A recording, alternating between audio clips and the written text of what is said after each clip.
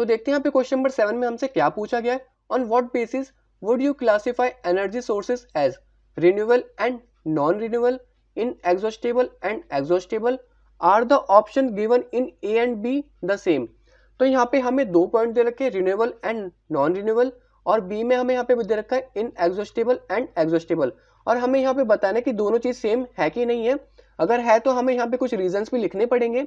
तो पहले हम यहाँ पे बात कर लेते कि दोनों यहाँ पे सेम है कि नहीं है। तो दोनों यहाँ पे क्या है, सेम है। The renewable source of energy are also known as inexhaustible source of energy and non renewable source of energy are also called exhaustible source of energy. अब होता क्या है यहाँ पे, रिन्यूएबल क्या होता है, जिसको हम यहाँ पे बार बार इस्तेमाल कर सकें। अब जिसको हम यहाँ पे बार बार इस्तेमाल कर सकेंगे वो यहाँ पे कभी खत्म नहीं होगा, इसलिए इसका यहाँ पे बोला गया इन एग्जॉस्टेबल, जो यहाँ पे कभी खत्म ना हो। और नॉन रिन्यूएबल यहाँ पे क्या होता है, जिसको हम यहाँ पे बार बार इस्तेमाल नहीं कर सके, मतलब वो यहाँ पे बार बार यूज में ना आए, तो वो यहाँ पे क्या होगा, एग्जॉस्टेबल होगा, क्योंकि वो यहाँ पे क्या होगा, खत्म हो सकता है। तो अब हम यहाँ पे बात कर लेते हैं पहले पॉइंट की, रिन्यूएबल सोर्स ऑफ एनर्जी, या हम इसको यहाँ पे बोल सकते हैं inexhaustible source of energy. These sources of energy which are abundant in nature and can be used again and again। तो ये जो यहाँ पे सोर्स ऑफ एनर्जी काफी भरपूर मात्रा में हमारी पृथ्वी पे पाई जाती है, और हम इसको यहाँ पे बार बार यूज कर सकते हैं, और ये यहाँ पे कभी भी खत्म नहीं होंगे।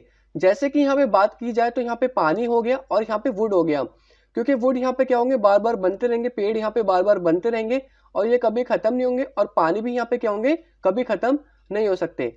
तो ये हमारे यहाँ पे क्या हो गया, ये हमारा इनएग्जॉस्टेबल सोर्स ऑफ एनर्जी या रिन्यूएबल सोर्स ऑफ एनर्जी में आएंगे। अब हम यहाँ पे बात कर लेते हैं सेकंड पॉइंट की। तो सेकंड पॉइंट में यहाँ पे हमें पहले लिखना पड़ेगा non renewable source of energy या एग्जॉस्टेबल सोर्स ऑफ एनर्जी। यहाँ पे मैं नॉन लिखना भूल गया था, तो यहाँ पे आप नॉन लिख लेना। अब हम यहाँ पे बात कर लेते हैं इस पॉइंट पे यहाँ पे क्या लिखा हुआ है, दो sources of energy which have accumulated in millions of years and can not be produce in very less time span. इसका मतलब यहाँ पे लिखा हुआ है कि ये जो सोर्स ऑफ एनर्जी है, इसको बनने में यहाँ पे काफी लाखों साल लग जाते हैं, और ये बिल्कुल कम टाइम समय में नहीं बनाई जा सकती। मतलब जैसे कि हम इसको लैब में तैयार करके नहीं बना सकते, इसको यहाँ पे बनने में काफी लाखों साल लगते हैं, और ये एक नेचुरल प्रोसेस होता है। अब हम यहाँ पे एग्जाम्पल की बात करें तो हम यहाँ पे कोल ले सकते हैं।